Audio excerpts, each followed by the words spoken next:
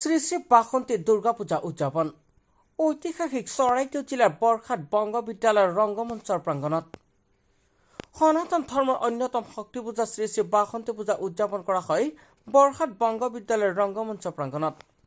উক্ত অনুষ্ঠানভাগী সভাপতি বিন্দু দে, সম্পাদক সমৰ পাল আৰু কাৰ্যকৰী সভাপতিৰ লগতে এক শক্তিশালী উদযাপন সমিতিৰ তত্বাৱধানত আয়োজন কৰা হয়। অনুষ্ঠানভাগীৰ লগত সংগতি ৰাখি কুইজ প্ৰতিযোগিতা, ধামাল নৃত্য, জেংবিহুৰ লগতে কেইবাটাও বিভাগৰ অনুষ্ঠানৰ আয়োজন কৰা হয়। বৃহত্তৰ বৰহাটবাসী ৰাইজৰ উদ্যোগত আমি চতুৰ্থবাৰৰ বাবে এইবাৰ বৰহাট বংগ প্ৰাথমিক বিদ্যালয়ৰ এই ৰংগমঞ্চত আমি বাসন্তী পূজা উদযাপন কৰিছোঁ। প্ৰতি বছৰৰ দৰে এই বছৰ আমাৰ এতিয়ালৈকে দুটা দিন আমাৰ পাৰ হৈ গৈছে আৰু দুইটা দিনাৰ আমি সন্ধিয়া বিভিন্ন ধৰণৰ কাৰ্যসূচী অনুষ্ঠিত কৰিছিলোঁ। ৰাইজৰ স্বতঃস্ফূৰ্ত সঁহাৰি আছে আৰু আজি নৱমীৰ দিনা অৰ্থাৎ ৰাম নৱমী আৰু তৃতীয় দিনা আজি আমাৰ পূজা ইতিমধ্যে দিনৰ পূজাভাগি সমাপ্ত হৈছে। সন্ধিয়া আমাৰ বিভিন্ন ধৰণৰ কাৰ্যসূচী আছে, সাংস্কৃতিক অনুষ্ঠান আছে।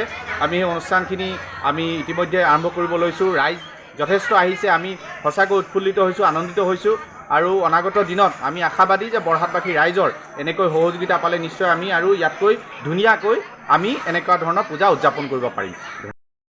বৃহত্তৰ বৰহাটবাসী ৰাইজৰ সহযোগত আমি এইবছৰ চতুৰ্থ বাৰ্ষিক বাসন্তী দুৰ্গা দেৱীৰ পূজা উদযাপন কৰিছোঁ আৰু সেই দুৰ্গা পূজাৰ আজি তৃতীয় নিশা নৱমী।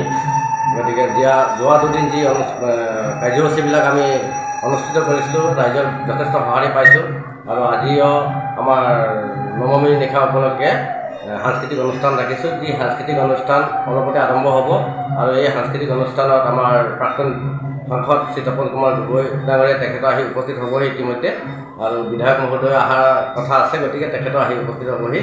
গতিকে আমি আশা ৰাখিছোঁ ৰাইজলৈ যে আগন্তুক দিনতো এনেকৈ ৰাইজৰ সঁহাৰি পায় যাতে প্ৰতি বছৰে আমি তেনেকৈ বাসন্তী দুৰ্গা দেৱীৰ পূজা উদযাপন কৰিব পাৰোঁ, ইমানেই ক'লোঁ।